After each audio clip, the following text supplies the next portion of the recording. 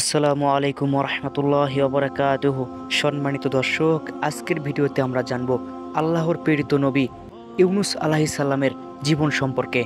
তার আগে আমরা এটা জেনে নেই ইউনুস আলাইহিস সালামের নাম কোরআনে কতবার কোন কোন সূরাতে এসেছে। চলুন বিস্তারিত আলোচনা করব ইনশাআল্লাহ।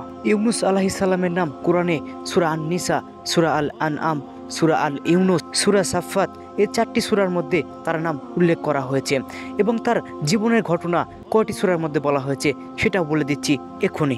ইউনুস আলাইহিস সালামের ঘটনা 3টি স্থানে এসেছে। সূরা আস-সাফফাত 139 থেকে 148 পর্যন্ত। এটা ছাড়াও সূরা আল আম্বিয়া, সূরা আল কলম এখানে বিস্তারিত বর্ণনা করা হয়েছে। চলুন মূল ভিডিও শুরু করা যাক। ইউনুস আলাইহিস সালাম ছিলেন আল্লাহর একজন প্রিয় নবী। আল্লাহ তাআলা তাকে পাঠিয়েছিলেন ইরাকের কোনো একটা শহরে, যে শহরের নাম নিয়ে অনেক ভেদাভেদ রয়েছে। সেখানে প্রায় 1 লাখেরও বেশি মানুষ ছিল, যারা সবাই ছিল মূর্তি পূজায় লিপ্ত। তিনি দাওয়াত দিতে শুরু করলেন। ইউনুস আলাইহিস সালাম তাদেরকে বারবার আল্লাহর দিকে ডাকলেন, কিন্তু তারা কোনো কথাই শুনতো না, তারা মুখ ফিরিয়ে নিত। অবশেষে তিনি হতাশ হয়ে একটু রাগান্বিত হয়ে ওই শহর ত্যাগ করলেন। যদিও আল্লাহর অনুমতি ছাড়াই তিনি সেখান থেকে চলে গিয়েছিলেন। যাওয়ার সময় তিনি একটা জাহাজে ওঠেন। সমুদ্রের মাঝে ঝড় শুরু হয়। তারা ভাবে জাহাজ যদি এখন হালকা না করা হয় তাহলে জাহাজ ডুবে যেতে পারে। তাদের কাছে বাড়তি যেই জিনিসপাতি ছিল তারা সব কিছু সমুদ্রে ফেলে দেয়। সব কিছু ফেলে দেওয়ার পরেও জাহাজটি হালকা হচ্ছিল না। এক পর্যায়ে তারা লটারি করে। সেই লটারিতে 3বার ইউনুস আলাইহিস সালামের নাম উঠে আসে। ফলে তাকে সমুদ্রে ফেলে দেওয়া হয়। সেই মুহূর্তে এক বিশাল তিমি মাছ তাকে গিলে ফেলে। তিনি মারা যাননি, তিনি মাছের পেটেই জীবিত ছিলেন। অন্ধকার সাগরে মাছের পেটে একাকিত্ব। তিনি তওবা করলেন, লা ইলাহা ইল্লা আনতা সুবহানাকা ইন্নী কুনতু মিনাজ জালিমিন।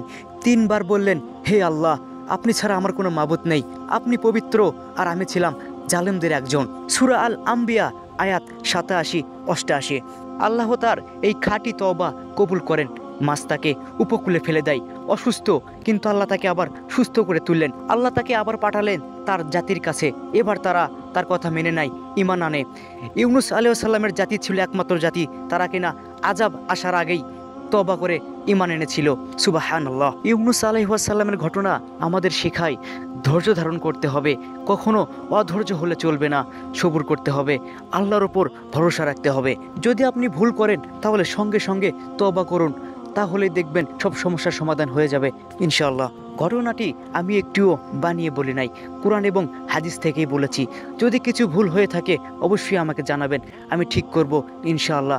ভিডিওটি কেমন হয়েছে অবশ্যই কমেন্ট বক্সে লিখবেন। আর নতুন ভিডিও পাওয়ার জন্য অবশ্যই চ্যানেলটাকে সাবস্ক্রাইব করবেন। সবাই ভালো থাকবেন, আবার দেখা হবে নতুন আর একটা ভিডিও নিয়ে।